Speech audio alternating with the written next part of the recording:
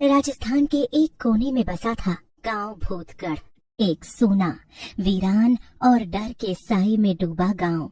वहां के बुजुर्ग कहते थे कि इस गांव से सटे घने जंगल में इच्छाधारी चुड़ैल का बसेरा है। वो चुड़ैल जो अपनी मर्जी से रूप बदल सकती है। मैं कभी ये बनूं, मैं कभी वो बनूं, मेरे अंदर है शक्तियाँ। मैं जब चाहे जो बन जाऊं, कोई नहीं बता सकता कि कब तेरा काल बन जाऊं। लोग उस चुड़ैल को देखा करते थे, लेकिन वो इतने आम इंसान की तरह घूमती कि कोई उसको पहचान न पाता। इसीलिए किसी ने भी बुजुर्गों की बात पर यकीन नहीं किया। लेकिन जो उसका असली रूप देख लेता, वो कभी वापस ही नहीं आ पाता। चार बुजुर्ग बैठकर कुछ भी कहानियां बना देते हैं और हमें सुना देते हैं, और फिर चाहते हैं कि हम उनकी बातों पर विश्वास करें।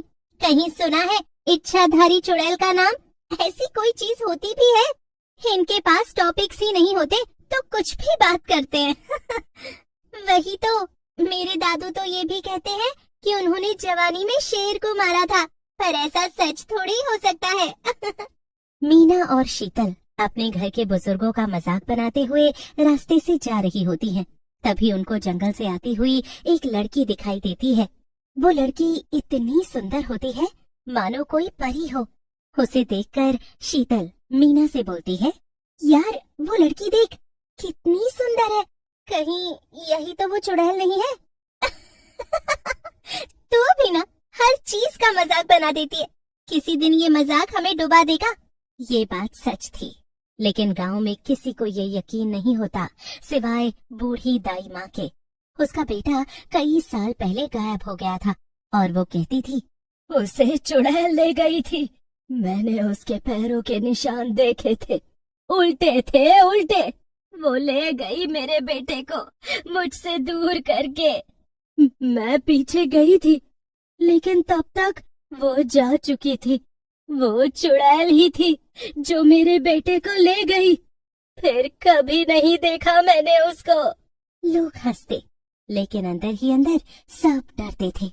वो सुंदर सी लड़की उसी गांव में आ गई। शायद वहां उसने अपना घर लिया था। तब मीना ने शीतल की तरफ इशारा किया, क्योंकि शीतल का ध्यान कहीं और था। अरे, ये तो वही है ना जिसको आज हमने देखा था? हाँ, ये तो वही है जिसका तू मजाक बना रही थी। ले, अब ये हमारे गांव में ही रहेगी, हमारे साथ में। बनाती रहे अब मजाक, तुझसे बदला भी ले सकती है वैसे ये अब। अरे तो क्या हो गया, कौन सा ये सही में चुड़ैल है, और मैं डरती नहीं हूँ इससे। मीना और शीतल अपने अपने घरों में जाकर सो जाती हैं, लेकिन रात होते ही उन्हें घुंघरुओं की आवाज सुनाई देती है, और ऐसा सिर्फ उनके साथ ही हो रहा था। दोनों अपने अपने घरों से बाहर निकलती हैं तो एक दूसरे को सामने खड़ा पाती हैं। अरे मीना, तुझे भी घुंघरू की आवाज आई क्या?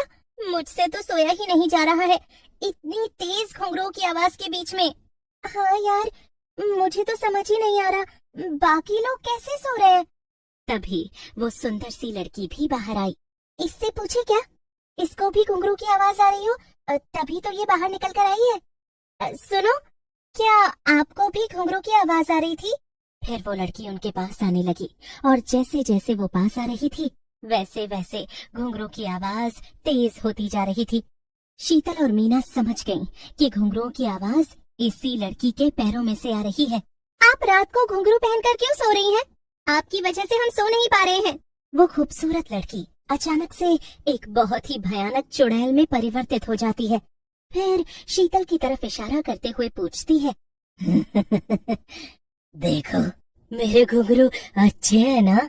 शीतल और मीना बहुत डर जाती हैं। जब वो अपने घर की तरफ भागने की कोशिश करती है, तभी उनके घर के दरवाजे अपने आप बंद हो जाते हैं, और उन्हें एक अनजानी शक्ति दोबारा से गांव के बीचों बीच लाकर खड़ी कर देती है। हाँ, जो तूने कहा था वही हुआ, यही है वो चुड़ैल जिसके बारे में गांव में दादाजी बात किया करते थे। तुम लोगों को डर नहीं लगता ना? हाँ? अब लगेगा चुड़ैल उन दोनों को गांव के बीचों बीच टांग देती है और उनके गले में फांसी लगा देती है। अगले दिन जब गांव वाले उठते हैं तो सब सहम जाते हैं। एक दिन गांव में एक नया आदमी आया। नाम था विक्रम। उसने एक पुराना टूटा फूटा घर खरीदा जो गांव के बिल्कुल किनारे पर था। तब लोगों ने उसे चेताया, अरे उस ओर मत जाना, वहाँ जंगल की सीमा शुरू होती है और वहीं से शुरू होती है उसकी दुनिया। ये सारी बातें वहाँ खड़ी चुड़ैल भी सुन रही होती है। तभी अचानक से उसे विक्रम के हंसने की आवाज सुनाई देती है। अच्छा जी, तुझे भी डर नहीं लगता? आज रात को तुझे बताऊंगी कि चुड़ैल कितनी भयानक होती है। फिर चुड़ैल रात होने का इंतजार करने लग जाती है ताकि विक्रम सोए और वो विक्रम के पास जाए। लेकिन पहली रात ही विक्रम की खिड़की से किसी औरत की सरसराती आवाज आई, विक्रम, मुझे पहचानो? कौन है? कौन है यहाँ पर जो मुझे नाम से बुला रहा है? उसने झांका। सामने एक बेहद खूबसूरत लड़की खड़ी थी, लाल साड़ी में, बाल खुले, चेहरे पर अजीब मुस्कान। विक्रम ने जब उसको देखा तो उसे बहुत खुशी हुई। उसने झट से दरवाजा खोल दिया और उस लड़की से पूछा, कौन हो तुम और इतनी रात को यहाँ क्या कर रही हो, वो भी गांव में? जाओ अपने घर जाकर आराम करो और मुझे भी करने दो। अगले दिन गांव में सबने देखा विक्रम की आंखों के नीचे काले घेरे थे और उसके हाथ पर नाखूनों के निशान थे। एक ही रात में कैसी हालत हो गई। उसके बाद से किसी का ध्यान उस चुड़ैल पर ना जाए, इसके लिए चुड़ैल अलग अलग रूप लेकर इधर उधर घूमती रहती। काश ऐसे ही मैं अपना जीवन काट दूं। खैर, मेरा तो जीवन ही नहीं है तो कटेगा कैसे? एक रात मक्खन, गांव का एक नशेड़ी लड़का, जंगल में चला गया। क्या बात है मक्खन, आज तो जंगल में चले आए हो, लेकिन अब जंगल से गांव वापस कभी नहीं जा पाओगे। इच्छाधारी चुड़ैल अचानक से उसकी बेटी का रूप धरकर उसके सामने आ जाती है, जिसको देख मक्खन अचंभित हो जाता है और बड़े प्यार से उससे पूछता है, अरे मेरी बेटी तो यहाँ क्या कर रही है? तो जंगल में क्यों चली आई? यहाँ पे वो चुड़ैल, मैं उसको मारने आया हूँ। चल इधर आजा मेरे पास, मैं पहले तुझे घर पहुँचा दूँ, फिर उस चुड़ैल को मारने आऊंगा। एक ही बार में पागल बना दिया ना? चुड़ैल उसके पास जाती है और पास जाकर मक्खन का गला काट देती है और फिर अपने असली रूप में आ जाती है। इधर गांव में दाई माँ ने फिर चेताया, इच्छाधारी चुड़ैल जाग गई है, किसी ने उसका नाम लिया है, किसी ने उसे बुलाया है। लेकिन विक्रम को चैन नहीं मिल रहा था। उसने गांव के पुराने मंदिर की दीवार पर खुदी कहानियां पढ़ी। वहां लिखा था, जिसका श्राप अधूरा हो वो इच्छाधारी बन जाती है, उसका बदला जब तक पूरा ना हो वो हर रूप में तुम्हारा पीछा करती है। विक्रम ने एक बूढ़े साधु से बात की जो गांव के बाहर रहता था। उसने बताया, वर्षों पहले एक लड़की रंभा को गांव वालों ने डायन कहकर जिंदा जला दिया था, लेकिन वो निर्दोष थी। उसकी आत्मा ने बदला लेने की कसम खाई। उसी दिन से वो इच्छाधारी चुड़ैल बन गई।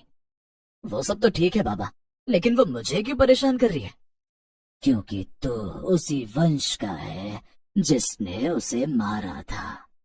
लेकिन मैंने तो उसका कुछ नहीं बिगाड़ा, मुझे तो पता भी नहीं इन सब चीजों के बारे में, तो वो मेरे पीछे क्यों पड़ी हुई है? फिर विक्रम ने एक दिन साहस कर जंगल की ओर जाना तय किया। वो उस जगह पहुंचा जहां लोग कहते थे कि यहाँ उस चुड़ैल की आत्मा बंधी है। वहाँ एक जली हुई हवेली थी, राख से ढकी। तेरे खून से मेरी मुक्ति है। विक्रम दौड़कर गांव में आया, लेकिन गांव सुनसान था, सारे दरवाजे बंद, सब गायब थे। और उसी रात भूतगढ़ गांव के नक्शे से मिट गया। कहते हैं आज भी उस इलाके में एक बंजारन औरत मिलती है। वो राहगीरों से कहती है, तुम विक्रम को जानते हो? मैं उसकी चुड़ैल हूँ, इच्छाधारी चुड़ैल।